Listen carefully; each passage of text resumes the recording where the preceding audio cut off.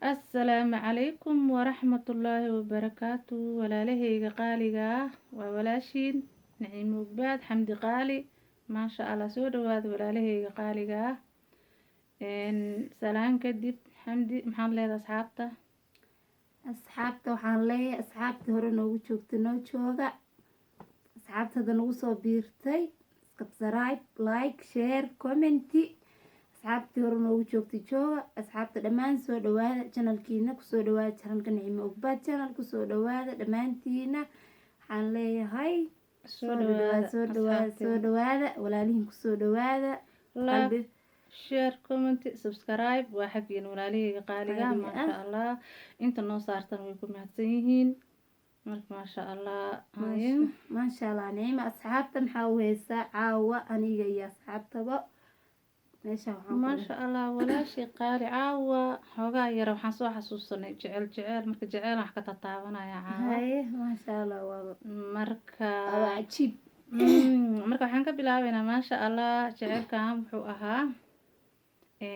Qays iyo Leyla waxay ahaayeen laba lamaano ah waxayna u dhasheen Masar dalka Egypt ayay u dhasheen Leyla waxay ahayd ay kasoo jeeday reer ladan oo boqortooyo ah ilaahay waa boqora iyo adeerkeed Anwar oo ahaa nin ma aragta madax ah maasha Allah ee gurigiisana ku nooleyd ninka la yiraahdana Qays wuxuu kasoo jeeday reer sabool oo masaakiina wuxuuna ku jiray dadka madmadow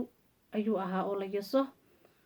marka wuxuu ka shaqeyn jiray guriga Leyla iyo oo adeerkeed uu madax micnaha guriga uu joogo waa asaga leeyahay ee ku nooleed ayada asaga maadaama madax yahay marka shaqaalo badan ayaa ka shaqeyn jiray shaqaalahaas waxaa ka tirsanaa ninka la yiraahdo Qays iyo odad takfiir la dhahayo oo duq oo waayeel ah marka waxay isla ilaali jireen fardaha isla ilaali jireen meel hoose iyo isla joogi jireen qol hoose ayay wada deganaan jireen marka ninka la yiraahdo Qays wuxuu u tiri jiray gabayo fardaha asagoo gabyaayo oo u heesaayo ayay waxay ka aragtay dariishada way dhageysan jirta marka subax walba way soo istaagtaa way dhageysataa subaxii dambe way ka heshay wiilku way ka heshay gabadhan way jeclaatay waraaq ayay usoo qoratay warqadii dariishada ayay uga soo tuurtay dariishada markay uga soo tuurtay warqadii ayuu akhriyay asaga iyo oda takfiir way akhriyeen markay akhriyeen ayuu wuxuu u qoray warqad kale uu dhahayo aniga adiga isma geen karo waayo waa kala sareynaa micnaha anaga markii laga reebo caalamka gaal iyo muslimba way is yasaan oo micnaha wixii taajiriin iyo wixii maaragtay faqiira laba meel ay kala degan marka asaga wuxuu ahaa miskiin iska faqiira marka wuxuu dhowlaalay aniga beri hadhow dhib baa ii imaanaya mayay tiri haddana warqad kale kusoo celisay waxay usoo qortay oo kale warqad saddexaad markay usoo qortay haddana waxay ku tiri beri waxaa iska soo dhigtaa gabar xijaaban oo saaxiibo aan nahay oo aniga gabdho badan baa saaxiibo ilaaha u yimaada marka gabdhahaas ayaad mid noqonaysaa bes markaasaa warqadii oo takfiira la akhriyay wuxuu dhahay arrintaas waa run samee ninyo wuxuu yiri beri shaqada waxaad tiraahdaa ma imaan kara ku dheh haye muxuu u tagay nimanka meesha waxaa ka ah madaxda oo kuwa fardaha iyo guriga iyo intuu aageeda asaga ka sareeyo wuu u tagay way fasaxeen waxay dhaheen waayahay adiga sidii ku baxay ma uusan micnaha wuu imaado laakiin wuxuu iska soo dhigay gabar xijaaban oo indha shareer wadato golfis wato wax walba codkiina wuxuu ka dhigay cod oo si kala ah wuu bedelo codkiisa bas adiga albaabkii laga furay waxaa la yiri xagee u socotaa wuxuu yiri waxaan u socdaayuu yiri Leyla loo tagay gabar magac buu iskugu sheegay gabadhaas aniga ayay ii socotaa ay tiri gabarna ma aha waa wiilkii adiga dabaqi markuu koray u tagay way soo sheekaysteen waxay tiri ninyahu waan ku jeclahay nin aan ka helaa tahay asaga wuxuu yiri wuu baqaayay wuu raba laakiin wuu baqaayay maadaama reer madaxa iyo reer ladan ay kasoo jeedo markii dambe waxay tiri waxaas ma jiraan adiga ayaan ku rabaa aniga waayahay bal walaalay wuxuu yiri waayahay adiga markuu soo degtay ayaa waxay tiri nin oo faras wado oo maaragtay ciidanka ka tirsan gabadhan iisii dhawee maadaama uu xaafad dheer degan yahay adiga gabarna meen Qays uu ahaa gabadhii markuu damcay inuu dhaweeyo oo faraskii saaray uu la cararay duurkuu la galay inuu kufsaduu damcay laakiin nin iyo nin maxay iska qaadayaan wuu feeray kadibna wejigiisii uu arkay markaasuu yiri qays adiga miyaa hodha waxa naagta inta iska soo dhigay maanta la ii kaasoo dhigay haa oo maanta maaragtay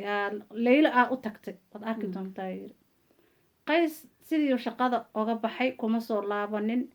reerkii u sheegay ninkaan reerka markuu u sheegay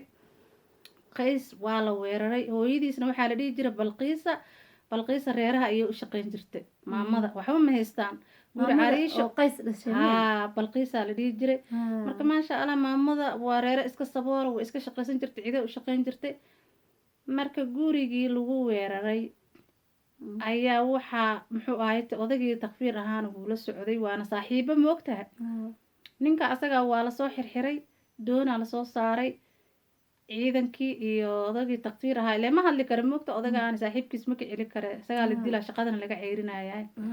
adigu ninkii madaxda ahaa oo anwar ahaa oo magaceeda adeerkeeda ahaa wuxuu yiri badweynta dhexdeeda markaa maraysiin asagoo xirxiran lugaha iyo gacmaha lagu dhex tuuro yiri doonta marka lagu soo wada cabaar ee badda dhexdeeda marayso baa waxaa odagii takfiir ahaa nimankaan u murmaayo oo dhahayaan baddi waa bartamaheedan taaganaha iima taagno ayuu aayar xargihii ka yara furfuray xoogaa maarad nafis uu helay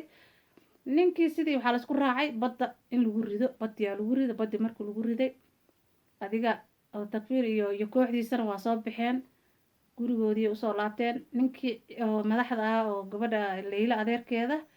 ayuu u sheegay waxay dhaheen ninkii asaga ahaa baddaan ku ridna waana garaacna way naxda iyada markay maqasho way oyso marka iyada marka waxaa soo doonta nin asad la dhaho oo maalqabeen oo isku leebar yihiin way diida iyada marka bas ninkii asaga ahaa wuu soo dabaashay ilaa xarkii waa loo jilciyey xarkii adiga biyihii intuu ku dhex jiro way soo yara furfurmeen xarkii adigu iska soo furfuray wuu soo dabaashadii usoo dabaalanayay ayuu wuxuu imaaday intaa xeebta la gaarinoo wuxuu arkay gabar aad u qurux badan gabaree maayo arkay saynteeda maaragta dibka dheer dhagax camal marka ayada way soo qarofneyd dhagax ku nasu isdhaha marka xoogaa biyihiin xeebtana usoo dhawaaday markuu ku fariistay gabari maayo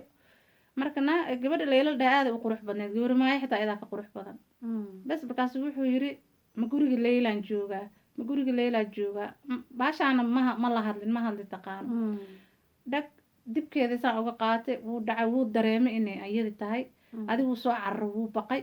wuxuu arkay inuu mixnaa uu badda ku jiro wuu soo cararay adigu soo dabaashay xeebtii u imaado asagoo nafa oo suuxsan bas markii dambe waxaan ku dhahay gurigiisii ayuu aaday odagii takfiir ahaa xeebta marka intuuna guriga aadin odaga marka wuu ogaa moogta inuu xarkaa u dadabciye wuu soo raadiyey wuu arkay garabkuu qabtay gurigiyuu geeyey guriga markuu geeyey oo gurigii la wada joogo ayaa leyla maqashay waxay maqashay inuu wiilkii badda kasoo baxsaday uuna dhiman uu guriga joogo bas odagii takfiir ahaa ayaa u sheegaya moogtahay oo ilaa asaga wuxuu ka tirsan yahay waa iska miskiin iska saboo laakiin lagama shakinayo ninka inay saaxiibihiina looma maleeyo laakiin farday isla ilaali jireen adiga marka dambe wuu baxay waxay tiri waxaad iga sii furfurtaa albaab luuqa dambe luuqi dambaa laga furay tartiib yaa lagu dareeminay tiri guriga waa weyn yaa lama dareemi karo ciidanaa joogo madaxaa joogto aayar indhashareerkeedii waxeeda xiratay ilaa gabdho badanaa joogay dhac luuqa guriga oo maaragtay ee ka degatay way baxday guriga qaysay timid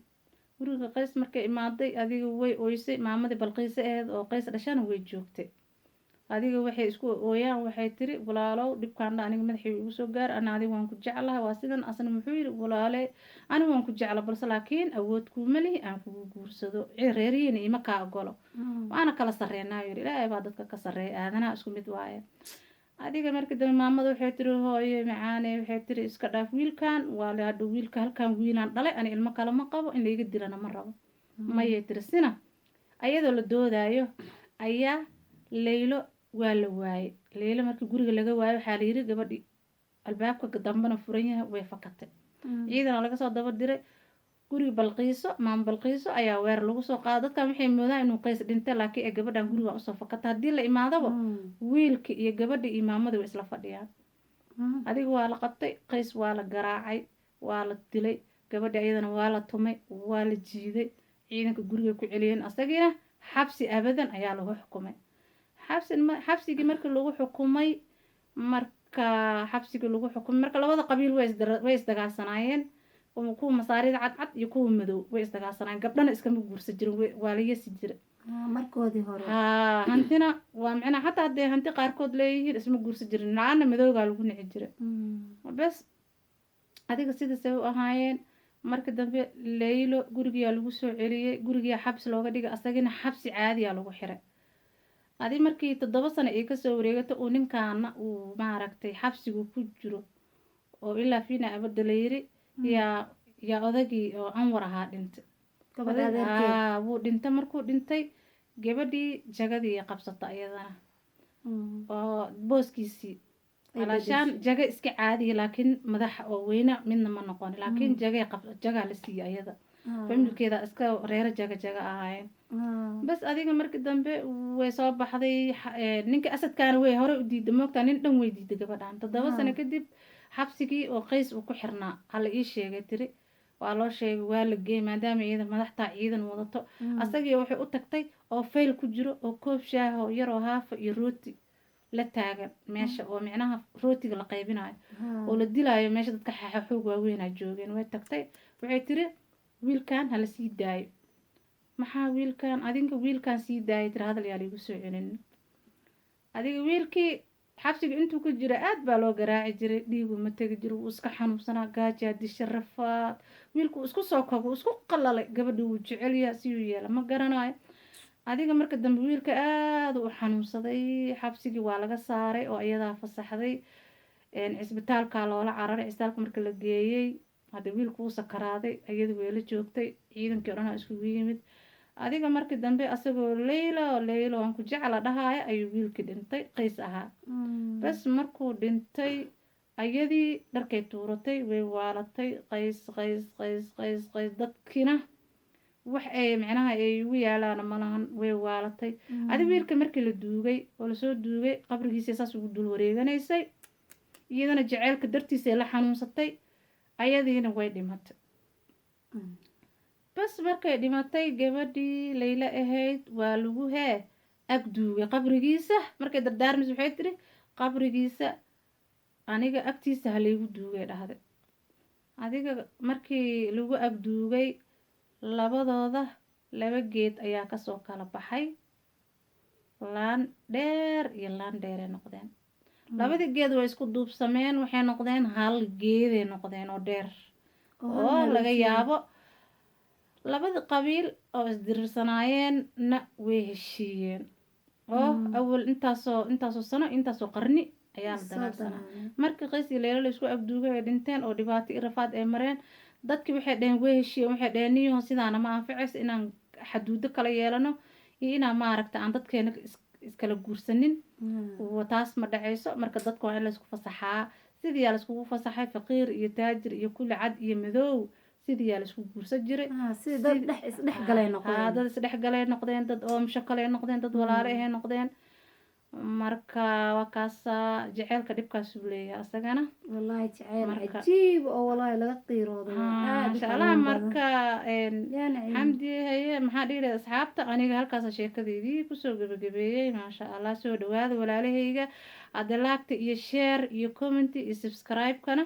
waa xaggiina maasha allah walaalayaal lacag ma ahan dharac baasha guduudan iska saarsaara insha allah tacaala marka waa kaasa soo dhawaada walaalahayga qaaliga kusoo dhawaada janalka Naciimo Ugbaad channel kusoo dhawaada dhamaantiina